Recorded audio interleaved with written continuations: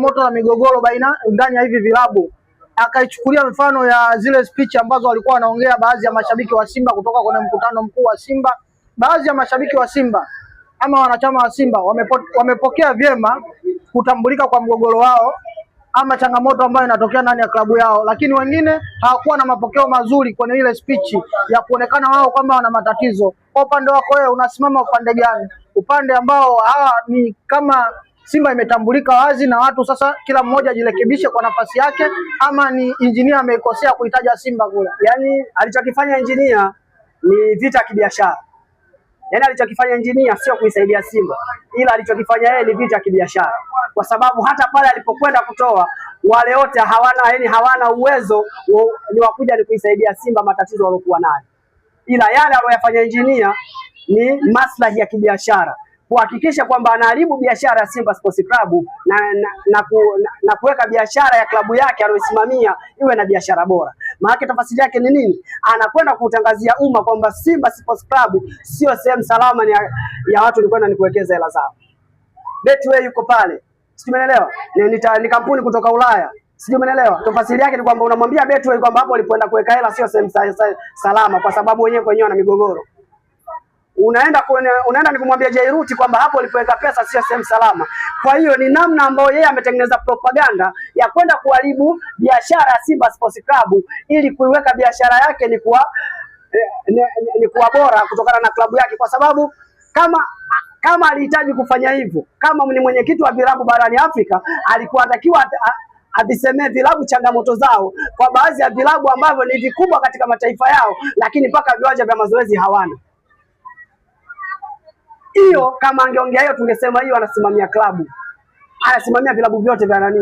Kuna vilabu ambao barani Afrika ni vikubwa lakini viwanja vyao vya mazoezi hawana. Kimoja wapo ikiwa timu yake ambayo yeye ndo rais katika ile timu, hawana ni kiwanja cha mazoezi. Hizo ndo changamoto ambazo ulikuwa unatakiwa uzipeleke pale. Lakini changamoto za Simba Sports Club tena kwa kupeleka paka video za mashabiki, ina maana tafsiri yake ni kuharibu biashara ya Simba, ni kuweka mipaka kuambia wawekezaji kwamba msiende kuwekeza Simba, kuna migogoro, pesa yenu haipo sehemu salama. Kwa alichokifanya engineer ni vita ya kibiashara, kuhakikisha kwamba brandi Simba aliyoitengeneza yeye anakwenda kuiharibu na kuishusha ili kutengeneza brandi ya klabu yake ionekane ni bora kuliko Simba Sports Club. Lakini alikuwa amezungumzia kwa upana kabisa kwenye miundombinu ya timu nyingi Afrika. Unaona the same akichukulia hiyo Simba na timu zingine zote za Afrika zilizo nyingi, miundombinu yake kwenye masuala mazima ya viwanja nini kila kitu inaonekana ni wazi kuna migogoro ambayo akichukulia the same kama ambayo inatokea Simba, na kuna timu zingine zinapata furaha kwa muda mfupi kama zinapotokea Yanga vile. Yeye ni rais wa Yanga, si ndio? Yanga ina kiwanja. Ni kwa sababu unaposemea uongozi bora, sawa, ina maana katika klabu yako wewe ndio president, ndio rais wa klabu, si ndio? Unaposemea uongozi bora, ikiwa wewe katika klabu yako ndio rais na kiwanja cha mazoezi hakuna, ina maana dhahiri shahiri kwamba uongozi wako ni fake. Yaani uongozi wako sio bora, ndio maana miundombinu bora hauna. Simeelewa? Kwa sababu kama wewe ndio rais wa klabu na ni mwenyekiti wa vilabu, bado klabu yako haina ni kiwanja cha mazoezi. Viwanja vya mazoezi bado una kodi. Sawa, kwa nini usisimame pale kwenye umati ule wote kwa watu wenye mpira wao, rais wa FIFA, kuambia changamoto za vilabu ambavyo vilabu vingi havina uwanja wa mazoezi? Kwa sababu unaposema uongozi bora, basi hata wewe ukiwa kama rais wa Yanga bado uongozi wako sio bora, kwa sababu mpaka leo una miaka mingapi ndani ya Yanga Africans, lakini mpaka leo kiwanja cha mazoezi hamna. Sehemu ya kufanyia mazoezi ya gym hakuna. Kwa unapozungumzia utawala bora, kwanza rudi ni kujitathmini wewe. Ni kwenye utawala bora. Umefiti kwenye utawala bora? Kigezo namba 1 cha FIFA katika klabu au ni katika mpira wa miguu lazima ni kuwe na kiwanja cha mazoezi. Timu yake ina kiwanja cha mazoezi? Haina. Na sio yeye tu, kuna baadhi ya vilabu vikubwa barani Afrika havina viwanja vya mazoezi. Na hawana migogoro ni katika vilabu vyao, lakini viwanja vya mazoezi hawana. Hiyo klabu ambayo unasema leo ina mgogoro ina kiwanja chake cha mazoezi. Halipii kodi sehemu ya kufanyia mazoezi. Anayo sehemu yake. Anaitunza kwa miundombinu yote kuhakikisha klabu yake inafanya mazoezi. Sijui umeelewa? Kwa hata wale alokwenda ni kutoa changamoto hawana uwezo wa kuja ni kutatua migogoro ya nini? Hawana uwezo wa kuja ni kutatua migogoro ya Simba Sports Club. Sijui umeelewa?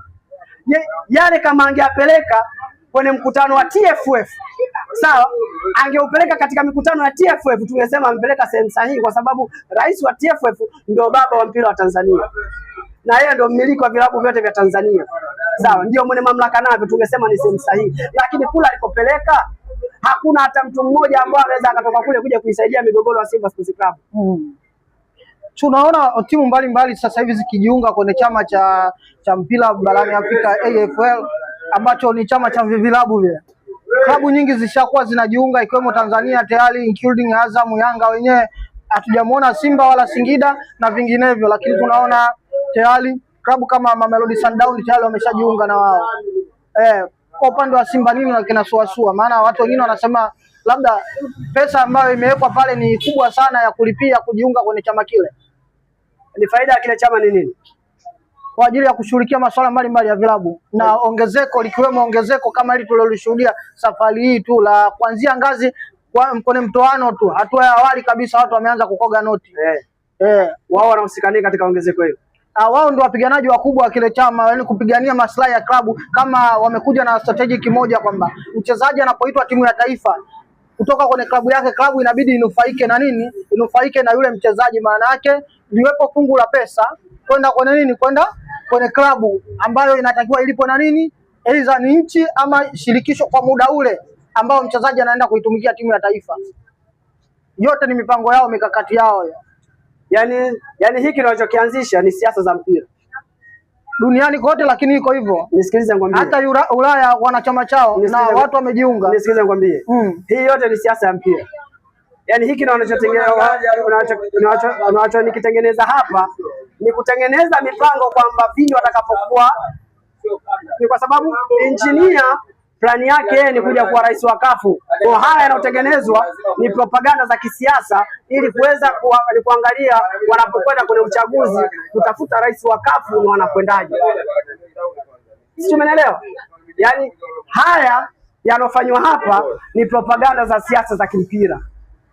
Na ndio maana ukiangalia ni katika huo umoja wote, nitajie ni timu ya Kiarabu iliyoko ni kwenye huo umoja. Wydad tayari. Nani? Wydad Casablanca. Ndio maana nakwambia hizi ni propaganda za kisiasa. Na utakuja ni kuniamini pindi tutakapoelekea kwenye uchaguzi mkuu wa kutafuta rais wa CAF. Si umeelewa? Hiki ambacho ni kinachozunguka hapa, hutakuja kunielewa kwa hiki ninachokuja kukisema, ila utakuja kunielewa tutakapokuwa kutafuta rais wa CAF. Ndicho utakachokuja kunielewa. Hii ni maana ya kuanzisha hiki. Si umeelewa? Nataka kusema hapa ndo anaandaliwa kiongozi wa hapa ndo anapoandaliwa kiongozi.